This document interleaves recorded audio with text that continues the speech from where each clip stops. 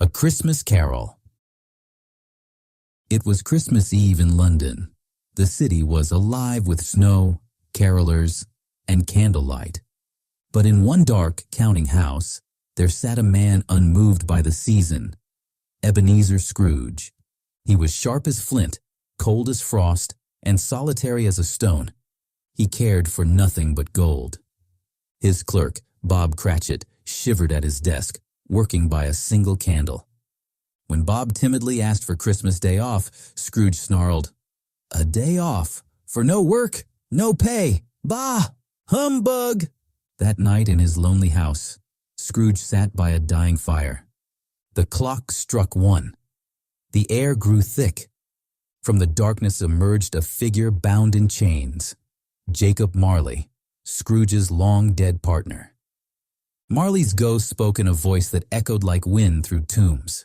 "I wear the chain I forged in life, each link a sin of greed and coldness.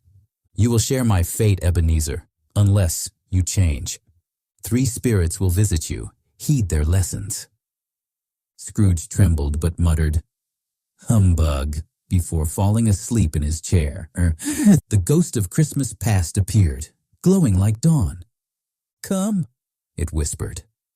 They flew through time to Scrooge's boyhood. He saw himself, a lonely child reading by candlelight in an empty schoolhouse. He saw his sister Fan running to embrace him. "Come home, dear brother." Then he saw himself as a young man in love with a kind woman named Belle. But in that memory, Belle wept, saying, "Another idol has replaced me, a golden one." She left him, and the light in Scrooge's heart dimmed. The ghost turned to him.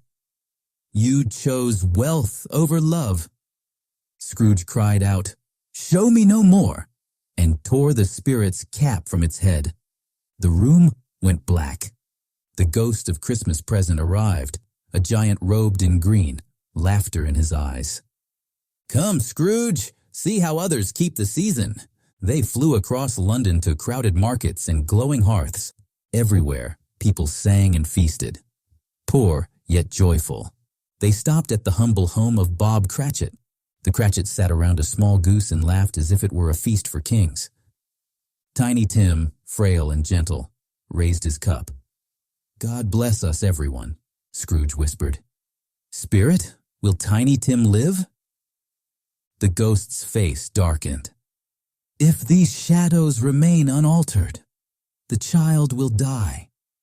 Scrooge felt something unfamiliar, sorrow.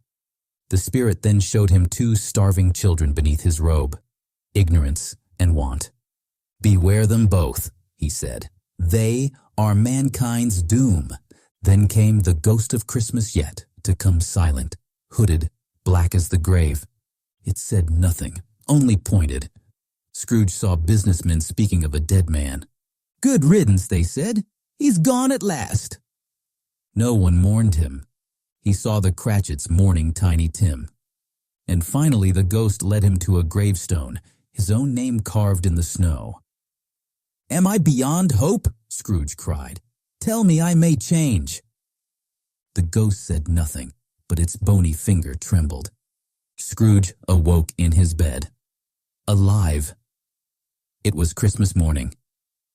He ran to the window and laughed like a child. He sent a boy to buy the biggest goose for the Cratchits, then danced through the streets, shouting, "Merry Christmas!" That day he visited Bob Cratchit's home and raised his salary. Tiny Tim lived, and Scrooge became a second father to him. He kept Christmas in his heart always with kindness, laughter, and charity. The city changed its mind about Scrooge. Where once they saw a miser, they now saw a man reborn. And it was said of him that he knew how to keep Christmas well, if any man alive possessed that knowledge. May that be truly said of us all.